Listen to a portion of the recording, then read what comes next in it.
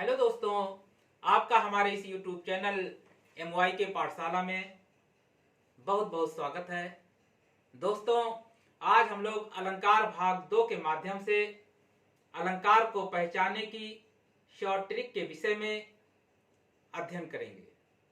दोस्तों, इससे पहले की जो हमारी वीडियो थी उसमें हम लोग अलंकार शब्द की उत्पत्ति यानी कि अलंकार शब्द का निर्माण, अलंकार शब्द का अर्थ, उसकी परिभाषा, अलंकार के भेद और अलंकार के प्रकार के विषय में सरलता पूर्वक अध्ययन किए थे।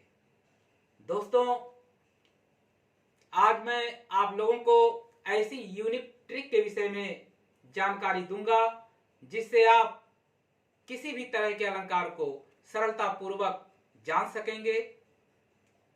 सबसे पहले मैं आप लोगों से एक सांकेतिक भाषा के माध्यम से, संकेत के माध्यम से प्रश्न करना चाहूंगा। आप लोग बताइए ये क्या है। हंसिए नहीं, बताइए क्या है।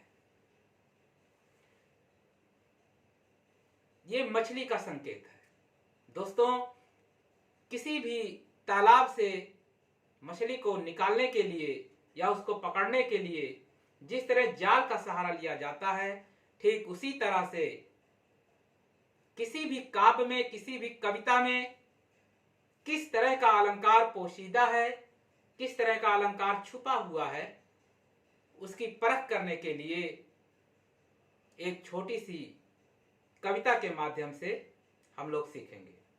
दोस्तों, आइए मैं अधिक समय न गंवाते हुए आप सभी को उस कविता की तरफ ले चलता हूं।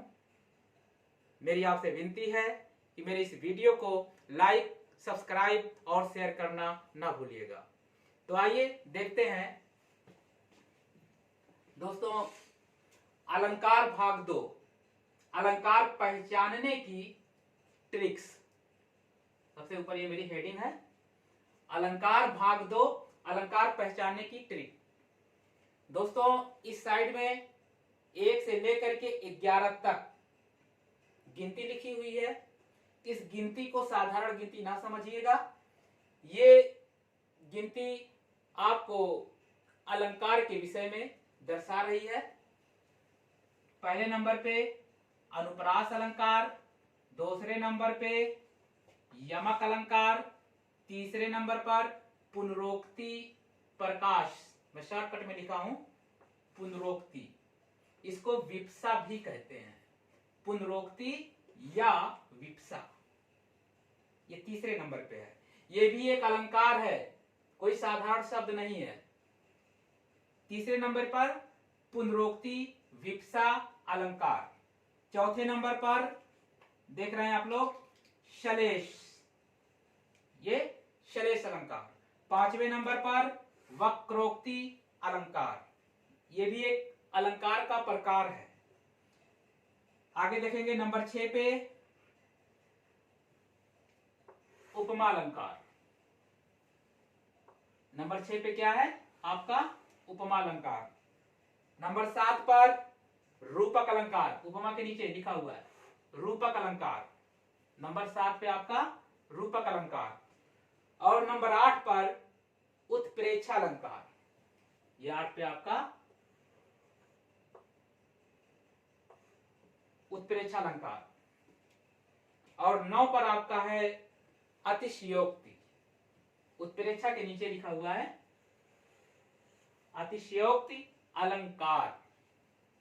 इसके बाद नंबर 10 पर आप देखेंगे संदेह अलंकार। नंबर 10 पे क्या है संदेह अलंकार। 11 पे आप पाएंगे भ्रांतिमान अलंकार। चिन्हित कर दिया है मैंने। अनुप्रास अलंकार, यमक अलंकार, पुनरोक्ति या विप्सा अलंकार, शलेष अलंकार, वक्रोक्ति अलंकार, उपमा अलंकार, रूपक अलंकार, अतिशयोक्त अलंकार। इधर देखेंगे संदेह अलंकार, भ्रांतिमान अलंकार। ये 11 अलंकार इस कविता में मैंने रखा है। आइए कविता का गायन करते हैं या कविता का उच्चारण करते हैं। दोस्तों ध्यान दीजिएगा, अलंकार समझने की कविता, अलंकार समझने की कविता हम आपको आज सुनाते हैं। अलंकार समझने की कविता हम आपको आज सुनाते हैं। अलंकार समझने की कविता हम आपको आज सुनाते हैं। अनुप्रास में एक ही वर्ण बारंबार झलकते हैं। अनुप्रास में एक ही वर्ण बारंबार झलकते हैं। और यमक जी जोड़ा लाकर, और यमक जी जोड़ा लाकर भिन्न अर्थ दर्शाते हैं। और यमक जी जोड़ा लाकर भिन्न अर्थ दर्शाते हैं। नंबर 3 पे देखते हैं, पुनरोक्ति विपसा के शम शब्दों में समान अर्थ निकलते हैं। पुनरोक्ति विपसा के शम शब्दों में समान अर्थ निकलते हैं। शलेश के एक शब्द से यूनुस मेरा नाम है। शलेश के एक शब्द से यूनुस 2-3 अर्थ बन जाते हैं। शलेश के एक शब्द से यूनुस 2-3 अर्थ बन जाते हैं। वक्रोक्ति में ये भी अलंकार है। वक्रोक्ति में वक्ता की सुनकर श्रोता टेढ़ी बात समझते हैं। वक्रोक्ति में वक्ता की सुनकर श्रोता टेढ़ी बात समझते हैं। नंबर 6 पे देखते हैं, समसरिस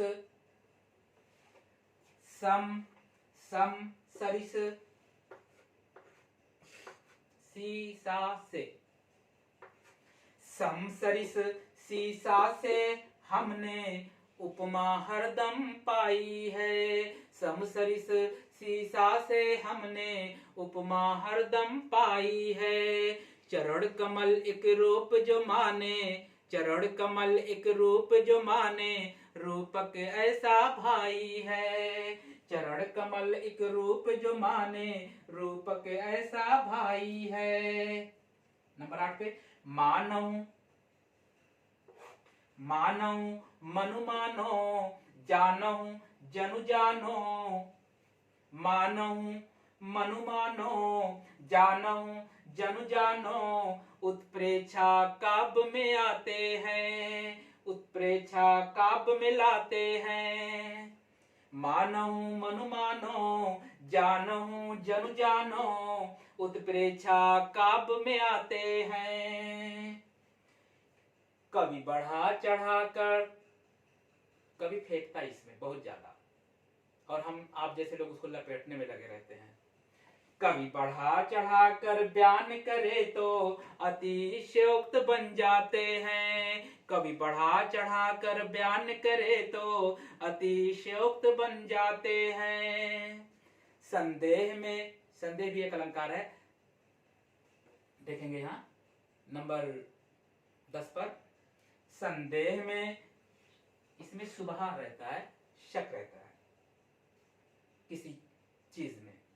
संदेह में संशय शक अनिश्चित काल बना रहे। संदेह में संशय शक अनिश्चित काल बना रहे।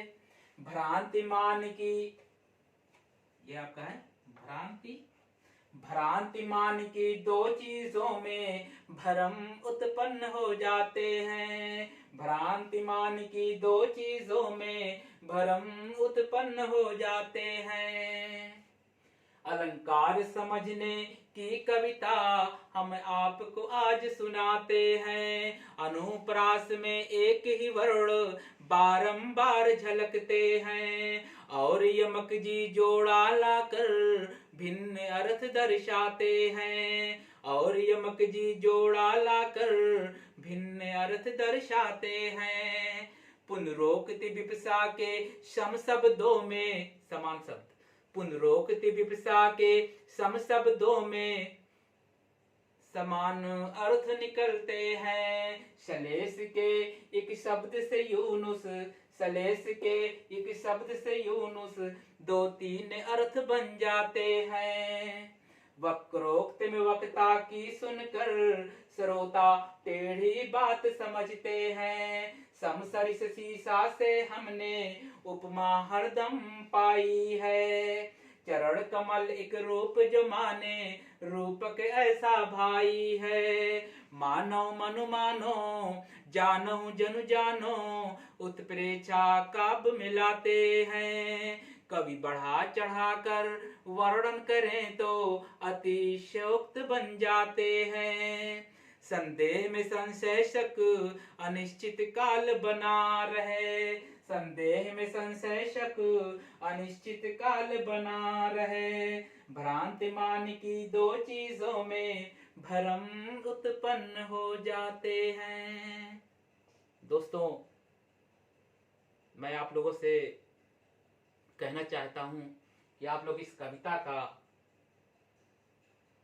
गायन और अपने रफ पर, अपनी कॉपी पर इसको लिख करके अच्छी तरह से याद कर लीजिएगा, ताकि नेक्स्ट वीडियो में जब मैं अलंकार के जो ये प्रकार हैं, अनुप्रास हो, यमक हो, पुनरोक्ति प्रकाश हो, सलेस हो, संदेह हो, भ्रांतिमान हो, जो भी हो, जब मैं उसको पढ़ाने लगूं या हम लोग उसका अध्ययन जब करेंगे तो इस कविता का सहयोग आपके पीछे रहेगा।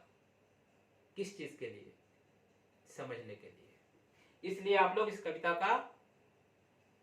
को अपने जहन में, अपने दिमाग में अच्छी तरह से नोट कर लीजिएगा, तभी आप अलंकार के रूपों को पहचान पाएंगे।